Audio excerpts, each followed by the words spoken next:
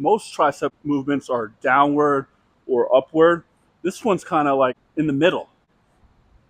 You don't even need a handle. I just hold it like this on the cable. Little support when I bend over.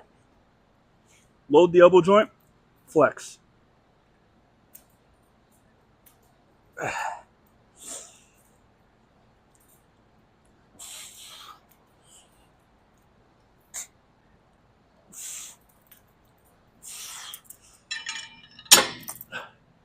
Yeah, it's just, lifting weights is all about the angle. So you want to hit the muscle at all different angles.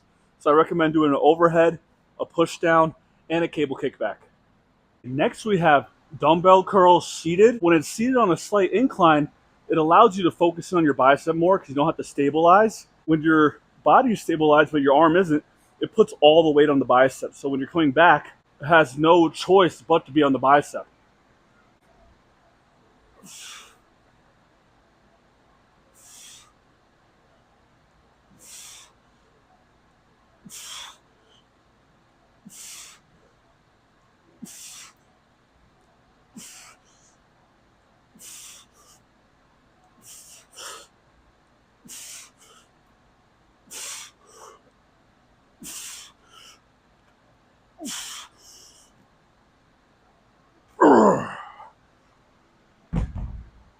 Now, when it comes to curling on any movement or any exercise, besides it's more like a free weight thing, but you want to angle your pinky inward a little bit, and that'll help you get an extra contraction. I don't know if you could see it right there, but when you're coming up, always angle out a little bit, and that'll help you get an extra contraction in your bicep.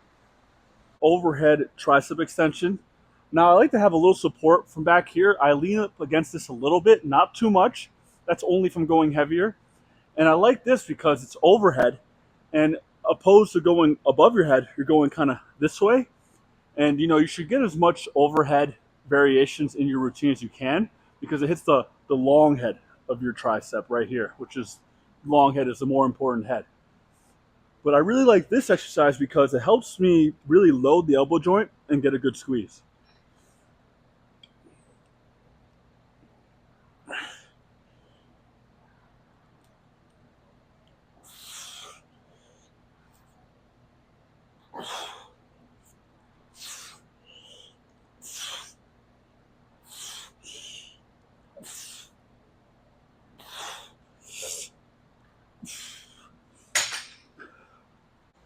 Okay, next we have the classic straight bar, just bicep curl. And for these, I like to keep it very strict. And I don't like to go all the way up because you see that when you're going like this, you're activating your shoulder, your trap, all that other stuff. You want to just keep it on the bicep. So up to here, and you can see on the side, the ROM is just very, so you want to keep it very strict.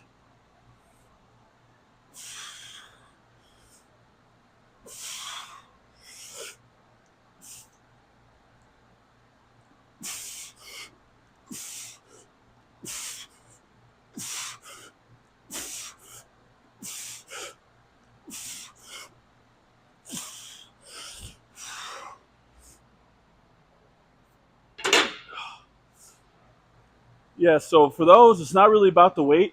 You don't want to, you could do cheat curls. I like to do them very strict and light, or you could go heavy and do cheat.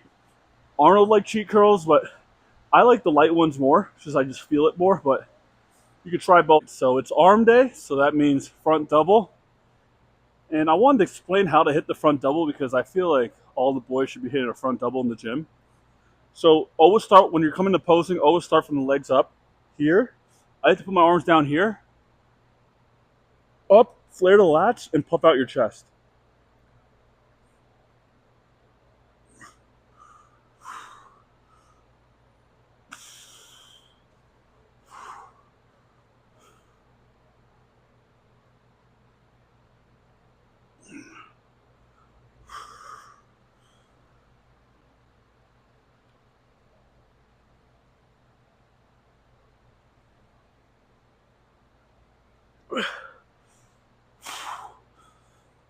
That was a good pump today.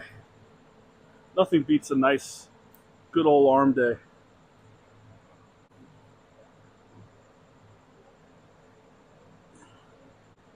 But Yeah, pretty standard arm day.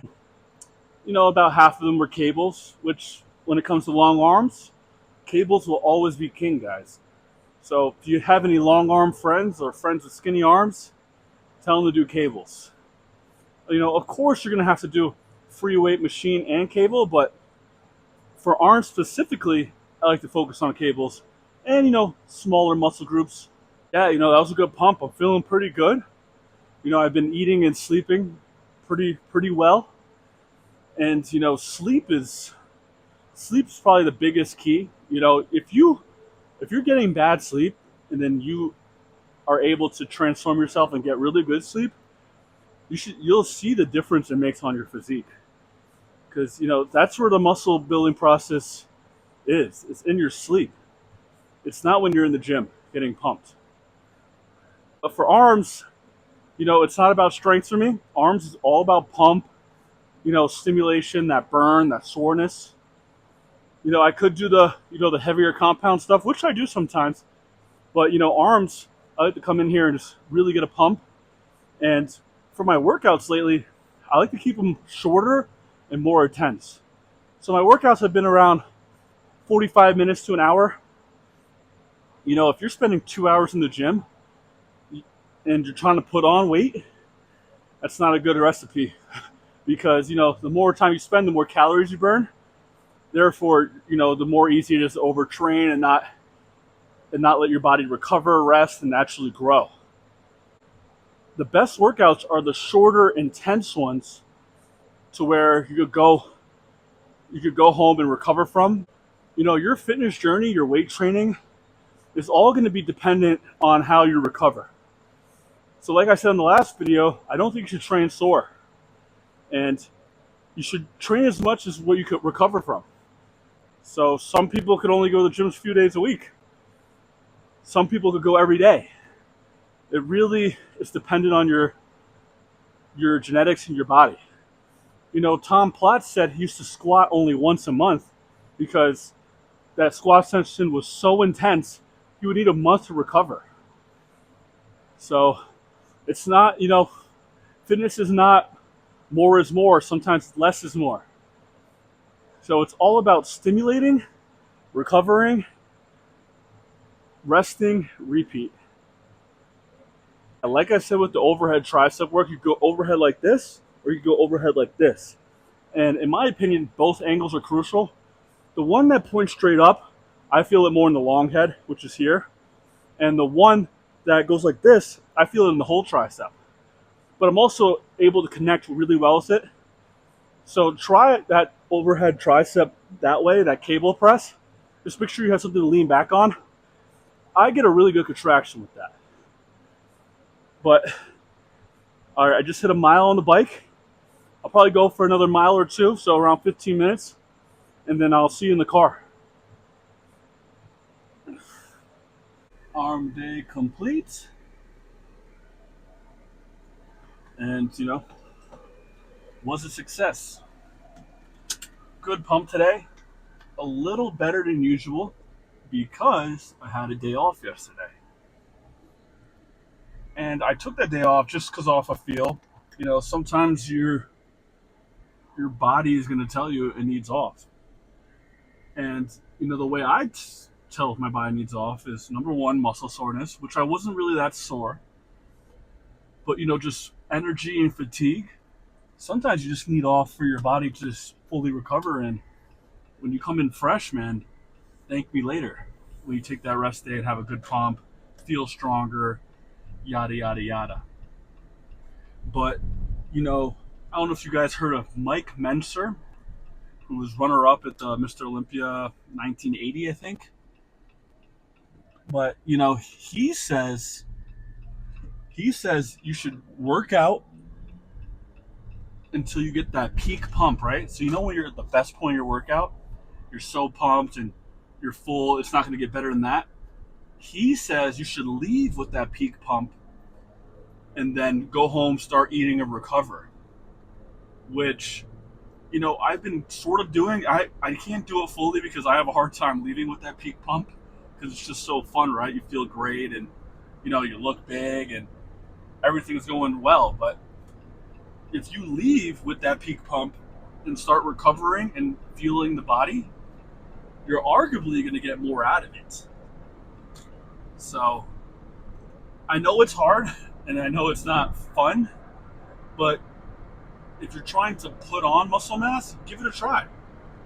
But who knows? You might be a guy who responds better to higher volume, less rest, which is rare if you're like a skinny guy trying to get big. That would be more on the rare side, but I've seen people where that's the case. So always evaluate yourself and then train accordingly. I know you guys heard me in other videos say I want to bring my arms up, and so that probably brings you to the question, you should probably hit it more frequently, right? But what works best for my arms is training them once or twice a week. And instead of doing twice a week, instead of like hitting triceps at the end of chest day and biceps at the end of back day, sometimes I just have one arm day in the week, and I just go for crazy volume and a crazy pump. So I blast my arms once a week instead of twice, and I noticed that helps my arms come up. So a lot of people think, if I have a lagging muscle part, should I train it more frequently and just overtrain it?